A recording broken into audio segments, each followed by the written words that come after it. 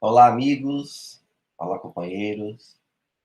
Mais uma vez estamos aqui a convite para esse estudo do Evangelho, trabalho tão importante do Grêmio Espírita Perseverança e Caridade. Eu me chamo Marcos Ribeiro, sou trabalhador da casa, faço parte do grupo Anália Franco e estou aqui hoje para nós retomarmos, nesse novo ano, esse estudo.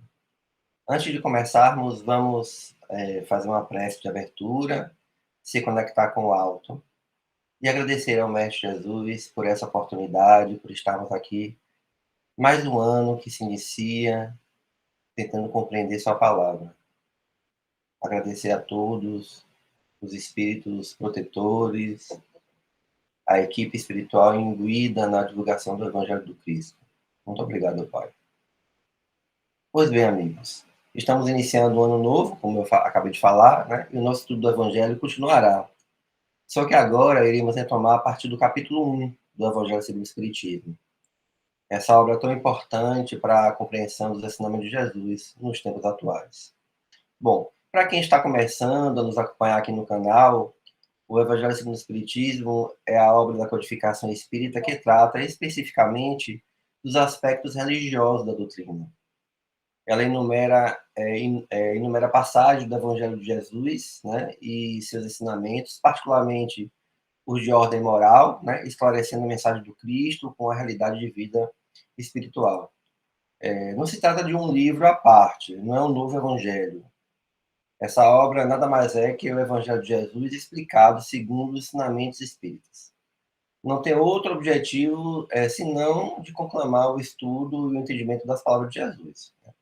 Então, o Evangelho segundo o Espiritismo ele é dividido em 28 capítulos, né? Os últimos quais uma coletânea de preces. E esse Evangelho, esse livro, essa obra é um convite para entendermos e vivermos a mensagem do Cristo, né? E hoje, né, para retomarmos nesse começo de ano o estudo, vamos iniciar o capítulo 1, né, que ele trata não vim destruir a lei, né, e o que nós iremos proferir no nosso bate-papo é a primeira parte desse capítulo, onde Kardec traz, né, os espíritos trazem para Kardec sobre as três revelações: Moisés, o Cristo e o Espiritismo. Bom, vou fazer a leitura da primeira parte desse capítulo para depois a gente discutir. Então, as três revelações, né, Moisés, o Cristo e o Espiritismo. Não penseis que eu tenha vindo destruir a lei ou os profetas. Não os vim destruir, mas cumpri-los. Porquanto, em verdade vos digo que o céu e a terra não passarão, sem que tudo o que se acha na lei esteja perfeitamente cumprido, enquanto restes um único iota e a um único ponto. Mateus, capítulo 5, versículo 17 e 18. Bom, e ao longo dessa primeira parte do Evangelho, ele discorre um pouco sobre Moisés, né? Fala sobre um pouco da história das leis mosaicas, né? Um pouco da vinda de Jesus e depois da revelação com o Espiritismo. E nas leis de Moisés, há duas partes distintas: a lei de Deus, promulgada no Monte Sinai, né? E a lei civil ou disciplinar, que foi decretada por Moisés em função daquele povo que vivia naquela época. A lei divina ela é única para todas essas revelações. E nós iríamos compreendendo essa lei paulatinamente a partir da nossa evolução, das nossas compreensões no momento que vivemos. A lei civil ela é apropriada aos costumes e ao caráter daquele povo, né? Ou seja, ela é dita, ela é regida de acordo com as necessidades que aquela população demanda, né? E ela vai se modificando com o tempo, à medida que os costumes, os comportamentos vão se aprimorando, essas leis vão também se aprimorando. Quando Moisés chega, ele ensina num determinado momento da humanidade aquilo que era possível de ser aprendido, né? Naquela circunstância. Ele mostra um pedacinho da lei de Deus, né? E ele traz junto às suas leis algumas leis que eram importantes para aquela população. Jesus, né, quando ele chega, ele mostra outra dimensão da lei divina e vive essa lei na sua integralidade. Aí um pouco a diferença, né? Mas ele também faz tudo isso dentro daquilo que era possível de ser aprendido. O Espiritismo ele é uma revelação em que também traz os aspectos dessa mesma lei. E todas essas três revelações, né? Moisés, Jesus e o Espiritismo, elas apontam para o mesmo eixo que é a lei divina. Não há diferença entre elas. Apenas uma forma como essas leis são interpretadas, né? E como elas são mostradas para a humanidade. Né? A lei que Moisés decretou, né, dos seus, né, seus preceitos, foram importantes para o momento, pois era necessário para que aquele povo que tinha um comportamento turbulento, indisciplinado, se moldasse, né? E também combater abuso de preconceitos que foram adquiridos durante a escravidão do Egito, né? E para imprimir autoridade a essa lei, Moisés usou a estratégia em atribuir a origem divina, conforme fizeram todos os legisladores dos povos primitivos. Naquela época, a autoridade do homem precisava apoiar-se à autoridade de Deus. Só a ideia de um Deus terrível podia impressionar criaturas ignorantes, com senso moral e sentimento de justiça exato, pouco desenvolvido. Né? Então, como foi importante que Moisés trouxesse as suas impressões disciplinares para aquele povo. Aí, quando Jesus chega, ele não veio destruir a lei de Deus, né? E nem a lei dos profetas. Ele veio cumprir, ele veio mostrar como é que aquilo deveria ser feito. E isto é, desenvolvê-la, dar o verdadeiro sentido e adaptá-la ao grau de adiantamento do povo.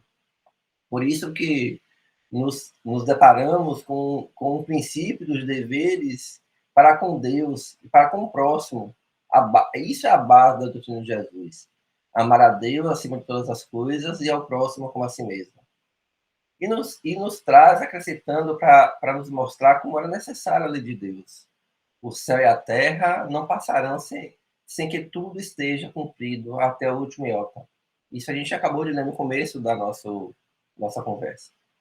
Que dizer Jesus ser necessário que a lei de Deus tivesse cumprimento integral, façamos o bem aqui na terra. E aí vamos ter que voltar quantas vezes for necessário até aprender a executar essa lei divina com maestria. Aí é onde entra as reencarnações, né? O papel de Jesus não foi o de simples legislador moralista, tendo por exclusiva autoridade nas suas palavras. Ele mostrou, ele fazia nas suas atitudes. Cabia dar cumprimento às profecias, e por isso ele vive essa lei na sua integralidade, mas dentro daquilo que era possível que aquele povo se compreendesse, daquilo que fosse possível ser aprendido, naquele momento em que ele veio. A gente sabe que o Espiritismo, né, veio como revelação e uma ciência nova, que vem mostrar aos homens, por meio de evidências, a existência e a natureza do mundo espiritual e as suas relações com o mundo corpóreo.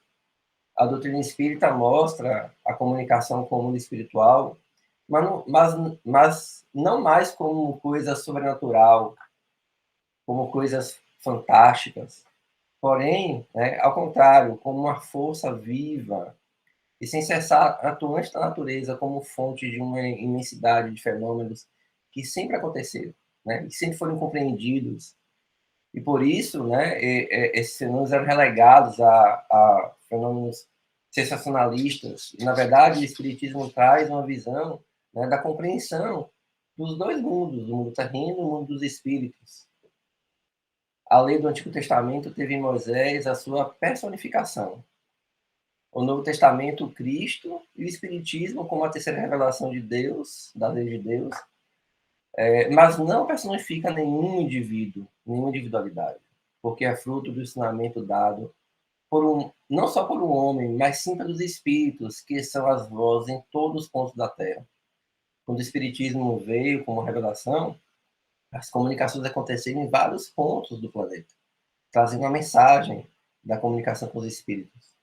De certa maneira, um ser coletivo, então não tem um indivíduo representando o espiritismo. Kardec foi um instrumento para codificar essa obra, mas as vozes são dos espíritos, né? Então formam um conjunto dos seres do mundo espiritual.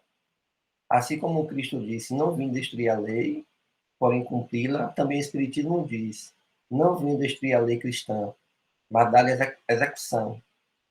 Nada ensina em contrário ao que ensinou Cristo.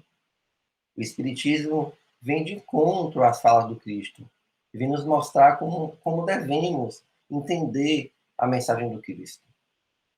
E essa doutrina, ela também revela um outro aspecto dessa mesma lei, a lei de Deus, né?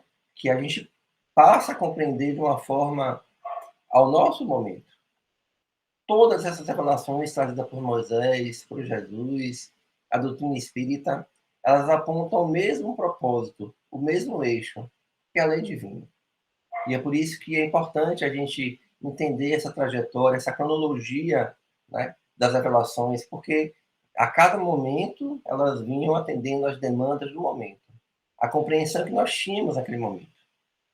Os fenômenos espirituais na época de Moisés não eram compreendidos como são compreendidos agora, né? Da mesma forma como Jesus, né? Quantas passagens do Evangelho nos remetem a fenômenos mediúnicos, né? E até então a gente não percebe que isso é explícito no Evangelho, mas com a compreensão da doutrina espírita a gente sabe que aqueles fenômenos têm uma relação mediúnica.